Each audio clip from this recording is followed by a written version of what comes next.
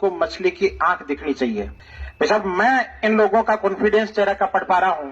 आप तो मछली की आंख की बात कर रहे हो, अन सिर्फ आंख को कोयो दिख रहे हैं। अंदर जो काले वाला कॉर्निया होता है ना, तीर सटीक लगेगा इस बार और पूरा निशाने पर लगेगा, इसमें कोई संदेह नहीं है। इसलिए नहीं है। मुझे कई बार लोग कहते हैं कि हनुमान जी के पीछे जींस वाले छोरे ज्यादा घूम रहे हैं। देखो, कुश्ती का गेम आपने देखा और सुना है। कुश्ती में क्राइटेरिया ये नहीं होता कि 20 साल से 20 साल वाला भिड़ रहा है, 30 वाले से 30 साल वाला भिड़ रहा है, 50 साल से 50 साल वाला भिड़ रहा है। कुश्ती में क्राइटेरिया ये होता है कि वजन किसका क्या है। 40 किलो के आदमी से 40 किलो का आदमी भिड़ रहा है, 60 किलोग्राम के आदमी से 60 किलोग्राम का आदमी भिड़ रहा है, चाहे उसकी उम्र कुछ भी हो। ये जिन्स जनरेशन साफे वाले माइटों के सुबह पांव छू करके सरदार सर के गांव गांव में घूमती है, इसलिए हनुमान मजबूत है।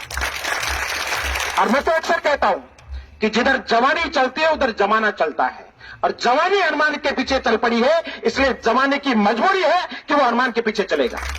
अभी 4-5 दिन पहले भारतीय जनता पार्टी के एक बहुत बड़े नेता जो आप ही के चूरू से है, गांव उनका सरदार सर में है, वो कांपते हुए हाथों से कह रहे थे कि हनुमान तो मेरा भाई है, लेकिन पार नहीं पड़ेगी, इसलिए वोट बेकार नहीं करना।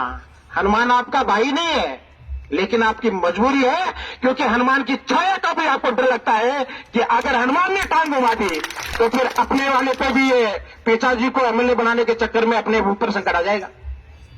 अच्छे से पता उन लोगों को, इसलिए आप तो पूरे जुनून के साथ जुट जाएं। देखिए, एक बहुत अच्छा कोट है कि जीतते वो नहीं है जिनकी रगों में खून दौड़ता है, जीतते वो है जिनकी रगों में जुनून दौड़ता है। 5 तारीख तक अपनी रगों में जुनून दौड़ना चाहिए, और हमें एक एक चीज करनी है। गांव की चौपाल में लोग तरह तरह की बातें करते हैं, उनको आप क्लियर करें। भाई पीछा जी का क्या मतलब है? 5 बार नहीं, जब छठ की चौदस नहीं हुई तो इस बार कहां से हो जाएगी? क्यों वोट खराब कर रहे हो? अरे जब 5 बार में छठ की चौदस नहीं हुई तो इस बार कहां से हो जाएगी? कांग्रेस वाले कहते फिर रहे हैं कि बाबूजी का ध्यान रखना, पहले की जगह ठीटे रहीजो। मन को अगर बेटी का बाप को घर का तो ठीटे हो जाओ, काको बठिन भाग रहे, बाबू बठिन भाग रहे। देखो, मारवाड़ी में कहावत है, जक्को बाप ने बाप नहीं कहे वो पड़ोसिन काको कदे गुण कहे।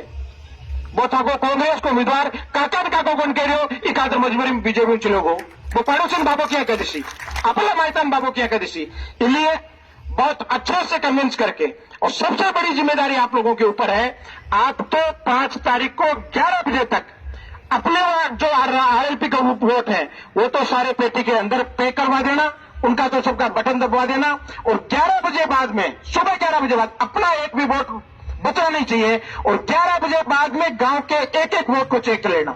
ये बाहर रहता है, उसको वहां से लाना है, ये बेटी वहां ससुराल गई हुई है, वो पियर गई हुई है, जो भी स्थितियां हैं, और दोपहर को 2 से 3 बजे के बीच मीडिया ये पट्टी चला देना चाहिए कि सरदार शेर का सरदार तो एक किसान का छोरा बन गया। एक एक वोट को लाना। देखिए, बड़ी बात ये नहीं है, हनुमान जी गांव गांव ना पड़े, गांव गांव। और आपको पता है, हनुमान बेनीवाल में, मैं तो ये मानता हूं कि या तो देवताओं में सम्मान हुआ करता था, या फिर हनुमान बेनीवाल में सम्मान है। जिस गांव से हनुमान बेनीवाल गुजर गया, उस गांव की आबोहवा बदल गई। और अभी तो ये शुरुआत हुई है, जब 1 तारीख को सरदार सर के गांव गांव के ऊपर से हेलीकॉप्टर उड़ेगा हनुमान का, तभी तो वाला हेलीकॉप्टर भी टाइम जोड़िया काम ऊपर कर देगा कि आपका तो किसान को छोड़ो ही जीत सी। ये चिंता के पास जरूरत को नहीं है। वैसे अभी नानजी में साहब कह रहे थे, छत्तीसगढ़ से बुला रहे हैं, यूपी से बुला रहे हैं, एमपी से बुला रहे हैं, गुजरात से बुला रहे हैं, कहीं से बुला लो, ये गांव के छोरे इन बुजुर्गों का आशीर्वाद लेकर के किसी को नहीं फटकने देंगे। मुझे पूरा भरोसा है। देखिए, मिर्जा गालिब का एक बहुत अच्छा शेर है कि रगों में दौड़ते फिरने का मैं नहीं कायल, जब आंखों से न गिरे तो फिर लहू क्या है। आंखों से खून टपकना चाहिए हमारे 5 तारीख तक, तब तो हम किसान के बेटे हैं, तब तो हम हनुमान को मजबूत करने वाले लोग हैं। वरना एक शेर है और बहुत अच्छा कि खुशहाल से तुम भी लगते हो यूरोप शुदा, तो हम भी नहीं, लेकिन जानने वाले जानते हैं, खुश तुम भी नहीं, खुश हम भी नहीं। अगर दोनों तरफ खुशी चाहिए, अगर आप ये चाहते हैं, 2 ही चीजें गांव में कहना। लोग ये कहेंगे, देखिए चुनाव 2 तरफ का है, एक किसान एक नौजवान, मुद्दे दो ही हैं। वो लोग ये कहेंगे कि हम भी किसान हैं। एक ही सवाल करना, आप भी किसान हैं, तो जब किसानों के ऊपर तीनों काले कानून थोपे गए थे तो आप कहां थे? शाहजहांपुर बॉर्डर पे थे क्या? नहीं थे तो आप किसान नहीं हो। वो कहेंगे नहीं, वो कानून तो ठीक थे तो मोदी जी शाह साहब ने वापस क्यों ले लिए? आप तो गांव में उनके फायदे गिनवा रहे थे, बीजेपी वालों ने मीटिंग करके उनके फायदे गिनवा रहे थे। तो कोई भी नेता आपको आकर के ये कहे कि मैं भी किसान हूं, सवाल एक ही कहना, आप भी किसान हैं, तो उस समय आप शाहजहांपुर बॉर्डर पर क्यों नहीं देखे?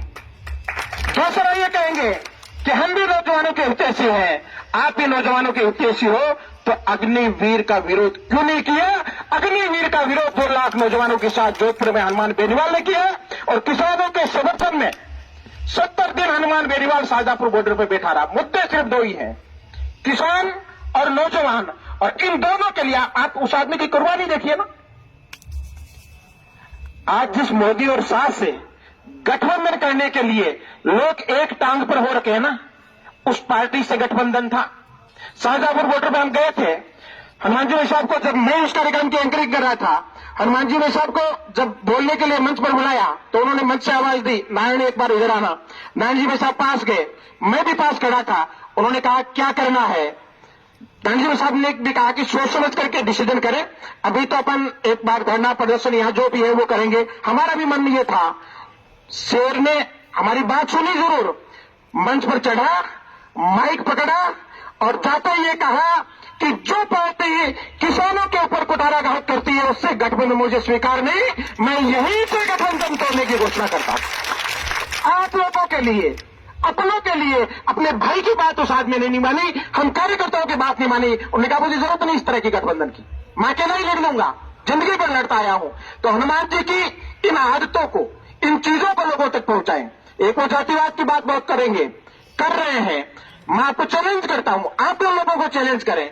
हनुमान जी ने जितने भी धरने प्रदर्शन किए हैं, जहां जहां भी वो बैठे हैं, जिन जिन लोगों को भी न्याय दिलाया है, जिससे मीडिया ने कवरेज दिया है, सोशल मीडिया ने कवरेज दिया है, उन सबकी लिस्ट बना लेना। और हम ये कोशिश कर रहे हैं कि उन लोगों के मुंह से आपको सुनने को मिले। मुश्किल से 3 से 4 मामले ऐसे हो सकते हैं जो उनकी जाति के, चौधरियों के, जाटों के हो सकते हैं। 95% मामलों में उन्होंने न्याय कभी बंजारों को दिलाई, कभी बलाइयों को दिलाई, कभी राजपूतों को दिलाई, कभी ब्राह्मणों को दिलाई। ये असली हनुमान बेनीवाल है।